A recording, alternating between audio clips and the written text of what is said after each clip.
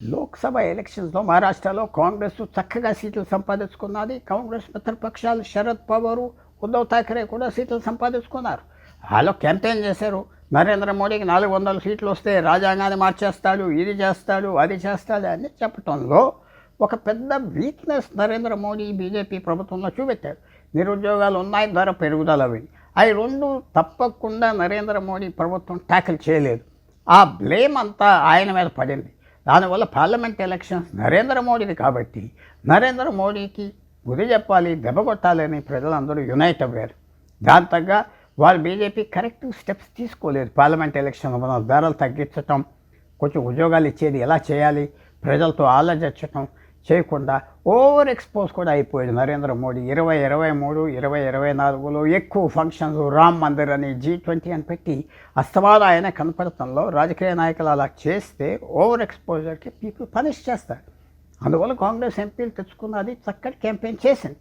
మళ్ళీ assembly elections వచ్చేటప్పటికి Congress alternate plan లేదు.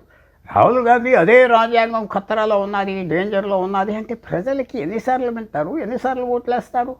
దానివల్ల అయిపోయింది. అందువల్ల ప్రజలకి అసెంబ్లీ ఎలక్షన్స్కి వచ్చేటప్పటికి రాహుల్ గాంధీ ఇంపాక్ట్ ఏం లేదు. ఆయన ఇచ్చే మెసేజ్ కూడా ప్రజలకు ఎక్కలేదు.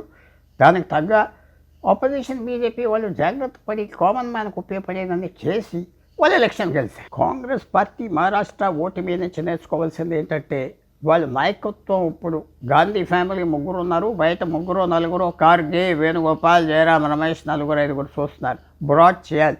ఒకనప్పుడు కాంగ్రెస్ పార్టీకి సోనియా గాంధీ కింద, రాజీవ్ గాంధీ కింద, ఇందిరాగాంధీ, పివి నరసింహారావు కింద 100 మంది నాయకులు ఉండేవారు. ఎవరు కనపడట్లేదు, యాక్సెస్ లేదు.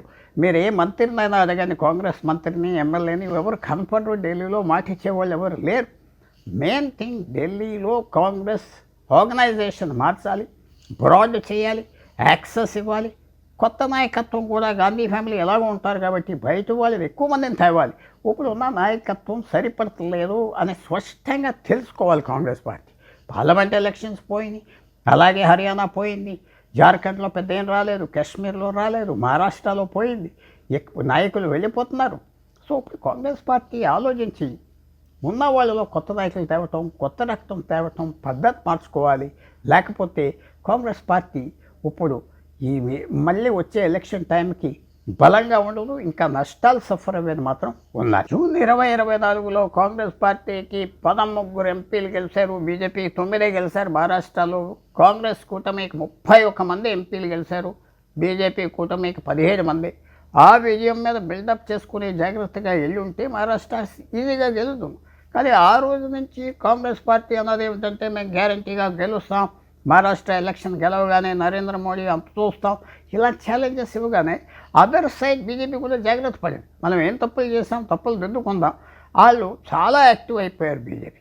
కాంగ్రెస్ మాటలకి, కాంగ్రెస్ విమర్శలకి బీజేపీ యాక్టివ్ అవ్వింది, కరెక్టివ్ స్టెప్స్ తీసుకున్నది, ఎక్కడ జాగ్రత్తగా ఉండాలో ఉన్నది.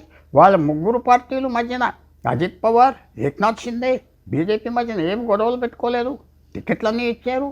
బీజేపీ పార్లమెంట్లో 28 ఎంపీస్ పోటీ చేశారు, 48కి ఎక్కువ తీసుకుని ఓడిపోయామని సార్ తగ్గించుకున్నారు. ఏక్నాథ్ షిండేకి 85-90 ఇచ్చారు, అజిత్ పవార్కి 50 చిల్లర ఇచ్చారు. సో అందరూ తృప్తిగా ఉన్నారు, హ్యాపీగా ఉన్నారు, యునైటెడ్గా ఫైట్ చేశారు. అదే కాంగ్రెస్ పార్టీ అక్కడ వాళ్ళు చేసే మాటలు, థ్రెట్స్కి, వ్యవహారానికి బీజేపీ కలిసి పోటీ చేసింది వాళ్ళ మిత్రపక్షాలతో. బీజేపీ మిత్రపక్షాలు ఆలోచించుకుని డ్యామేజ్ రిపేర్ చేసుకున్నారు. అదే కాంగ్రెస్ పార్టీ వాళ్ళ విరోధి నిద్రలేపకుండా ఉండుంటే వాళ్ళకి ఎదురు. ఇది ఒక పెద్ద తప్పు కాంగ్రెస్ పార్టీ చేసింది. అనవసరమైన విమర్శలు చేసి తర్వాత వాళ్ళని యూనిటీ తీసుకొచ్చి వాళ్ళని గెలిపించింది కాంగ్రెస్ పార్టీ. కాంగ్రెస్ పార్టీ ఓటమి మహారాష్ట్రలో ఇండియా అలయన్స్లో ఎలా వస్తుందంటే, మిగతా పార్టీలందరూ కొంచెం లోకుగా చూస్తారు. వాళ్ళ రాష్ట్రాలకు వచ్చి ఇంటర్ఫియరెన్స్ అవుతాయి. బెంగాల్ ఏమిటి, తమిళనాడు ఏమిటి, కేరళ ఏమిటి, ఉత్తరప్రదేశ్, బీహార్ ఒప్పుకోరు. వాళ్ళు అక్కడ మైనర్ రోల్ కాంగ్రెస్ ప్లే చేయాలి. ఓటమి వల్ల కాంగ్రెస్ పార్టీ ప్రెస్టీజ్ పోయింది, గాంధీ ప్రెస్టీజ్ పోయింది. సో ఇప్పుడు ఇండియా కూటమిలో కాంగ్రెస్ పార్టీ రోల్ తగ్గుతుంది.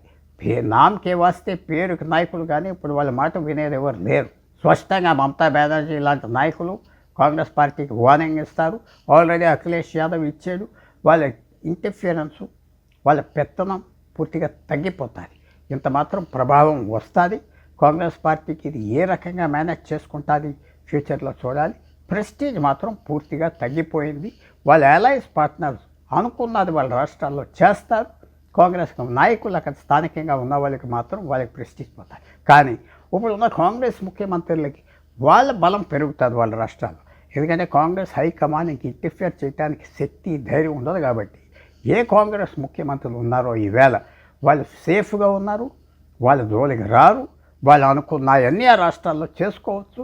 పార్టీ వాళ్ళకి పూర్తి డామినేషన్ ఆ రాష్ట్రంలో ఉంటాయి.